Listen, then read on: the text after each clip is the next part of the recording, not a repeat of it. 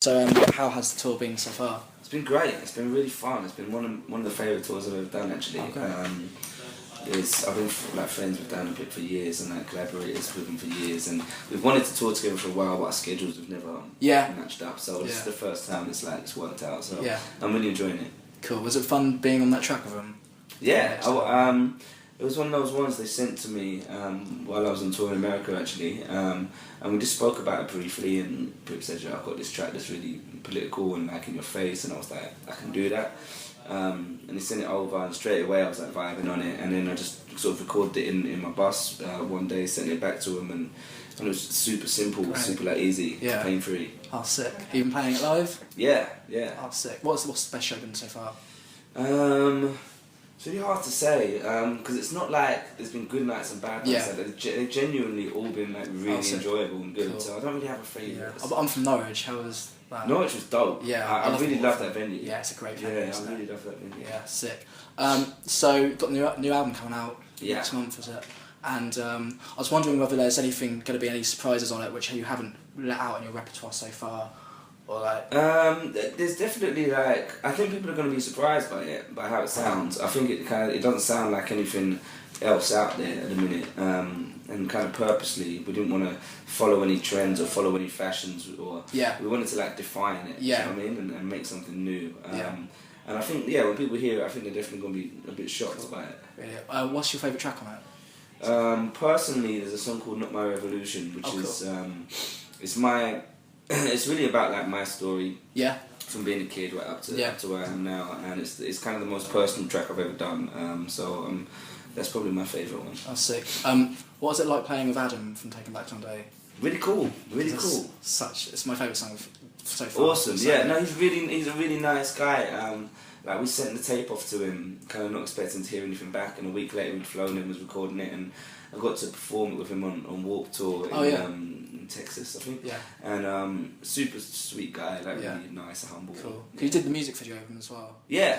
Cool. Do you enjoy making music videos? I hate it. Do you really? I absolutely hate it. Oh, what is it about? It's such a champagne problem to have.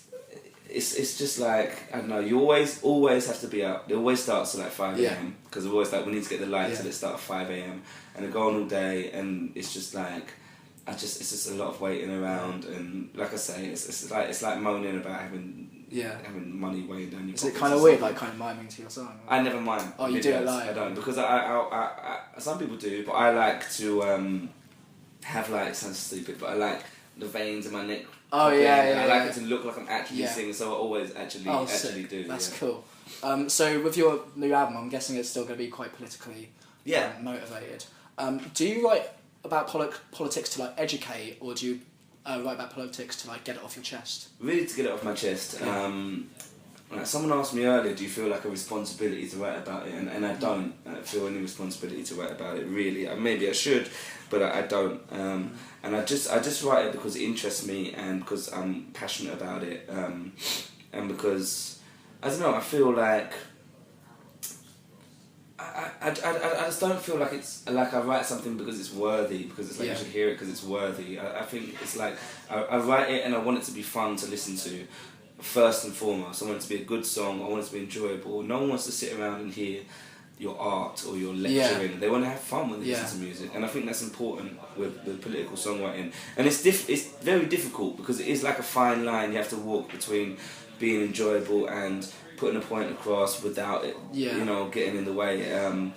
But I don't really do it to educate as such. I feel I say things in gigs sometimes in between songs to educate people, and sometimes we'll do things to try and just put the word out there about stuff and try and help campaigns. But when it comes to songwriting, it's really just, like I say, getting off my chest kind of thing. That's cool. So I saw your UK Warped Tour, and obviously you did the tour around that. How that was that must have been your first UK tour. It was our first headline tour. I did one before with AWOL Nation. Yeah. How was it? Was it as a headliner? Oh, really cool. It was really nice to kind of get to go out and had some great support bands, and the support was great from the kids throughout the country. So it was really enjoyable. And you played quite high up on the actual Warped Tour. You played quite high up on that stage. That must have been quite cool. Yeah, it was really cool. And it's it's kind of weird. I was like, do I deserve this? You know what I mean? It was really nice that that Kevin Lyman who organised the Warped Tour, that he kind of put that kind of faith in me.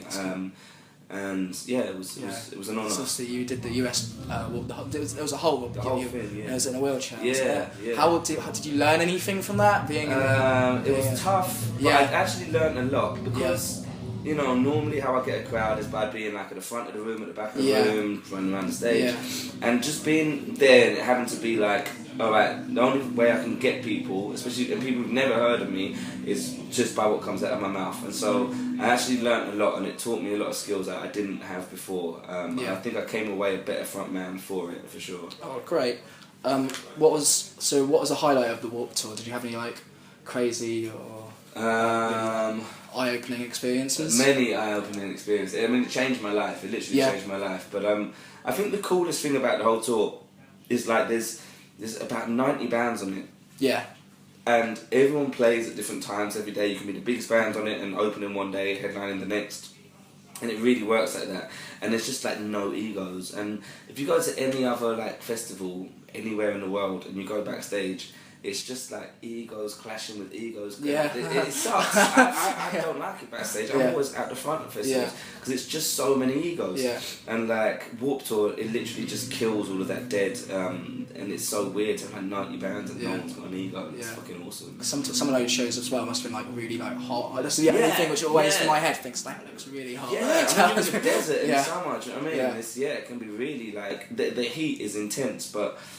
Like I say, it's kind of a lame thing to moan about, and like, especially if you're doing UK festivals and you're up to your armpits in mud, and it's like that's cool. I can deal with it. So going to spoken word, have you ever considered doing like a whole like spoken word tour just by yourself? I've considered it. I've definitely considered it. I think the time would have to be right, and it'd have to be kind of a reason for it. Yeah. And it's a world I've kind of dipped my toe in the water of, but I really like the rowdiness of a gig, and I really like people being drunk and like on it rather than kind of people sitting back. And I think spoken word, it attracts a kind of a certain audience, whereas the reason I like doing spoken word at gigs is because it suddenly makes it accessible to people who wouldn't ordinarily listen to that kind of thing, and I think it makes you a lot more vulnerable by doing that.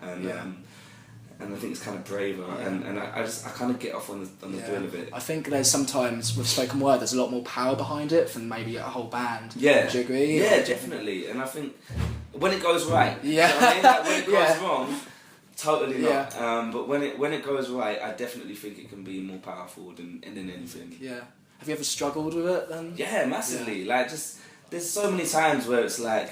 People don't want to hear it. And people are like super drunk and like they're just like shut up or or you forget the words and it's like man, there's nothing to hide behind. Like there's so much that can go wrong. But I think because of that, when it goes right, it's so much more rewarding. Yeah, that's very interesting. So when you started doing your solo stuff, like I think London Was Burning. That was the first. Was that the first one? Yeah. Have you noticed change in opinions of a lot of fans, a lot of maybe old fans between then and now? Yeah, massively. Massively. I mean, I think and understandably, when it first came out, I think it really divided people. And there were some people who wanted me to keep doing what I was doing before, and there's some people who were like, "Well, Itch is nice. Who's always pushed forward and tried to do something new." And I totally knew there would be that kind of polarization. But I think as time's gone on, people have gone, okay, I kind of get it now. Yeah, definitely. What would your definition of punk rock be? To me, it really is about like following your own heart and mapping out your own goals. It's not about doing what some scene says. It's not about doing what other punks say. It's not about doing what authorities tell you to do or what society tells you to do. It's really just about following your own heart and doing what you want to do. And a lot of people say it's about staying one way, and I really don't believe that. I really believe it's about trying to change things and trying to move forward and trying to grow. And so the idea of like always staying the same and being true, this whole being true thing, it doesn't really make sense to me because I'm a different person now than what I was 10 years ago, and I'm different then than I was 10 years before that. Otherwise we'd be like toddlers still, do you know what I mean? It's like you have to grow and change, and to me punk rock is about. You know, when those first bands came out, they weren't sounding like anything that was going on at the time, and the reason they were so special was because it was so fucking new and it was so fresh. And I think the punk scene as a whole is a wonderful thing, but I think it's got to a point where the musically it's really stale and kind of boring now.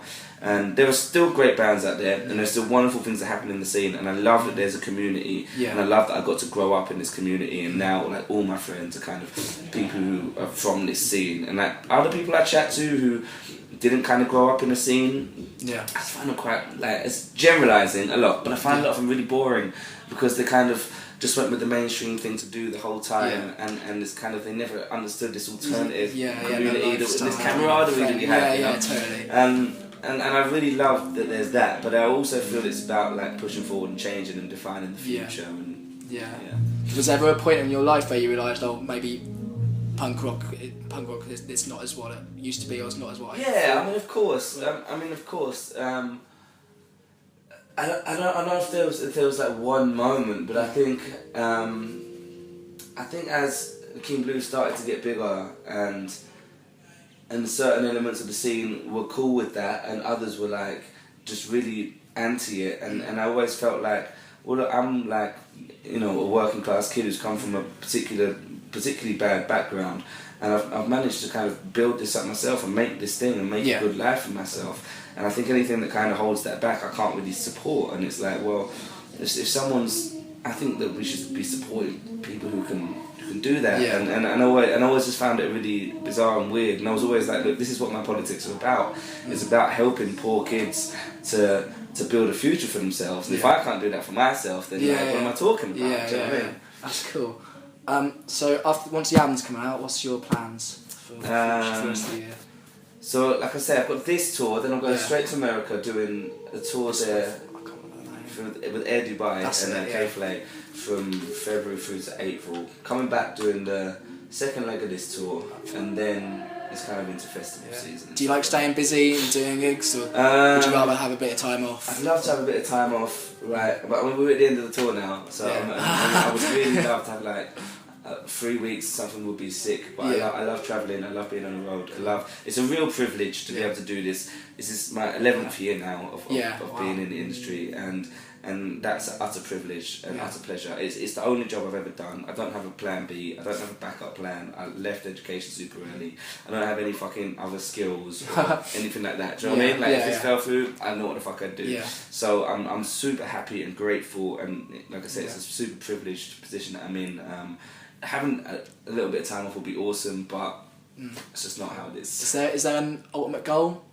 Always, I just feel like if you're writing any kind of music, if you're making any kind of art, if you're not trying to change the world, what the fuck are you doing it for? Yeah, you know, that's how I feel. That's pretty sensible. Yeah. And why should people come and see Itch live? I think that there's, I think for one, it'll be something you've never heard before. For two, I think a lot of kind of quote unquote hip hop acts are really great on record and really shit live. And I feel like, and the opposite is true of a lot of rock bands. So I feel they're great live and not so great on record. There's obvious exceptions. Whereas I think hopefully I've made it good on record and good live. So you know, I'm taking the kind of, to me it's like a punk rock show live. It's super rowdy and super in your face. And people have fun. Yeah, sick. Alright, that's it. Great. Thank you very much. I really enjoyed that. Yeah, we look forward to that tonight. Thank you so Cheers, much. man. I'll see you later.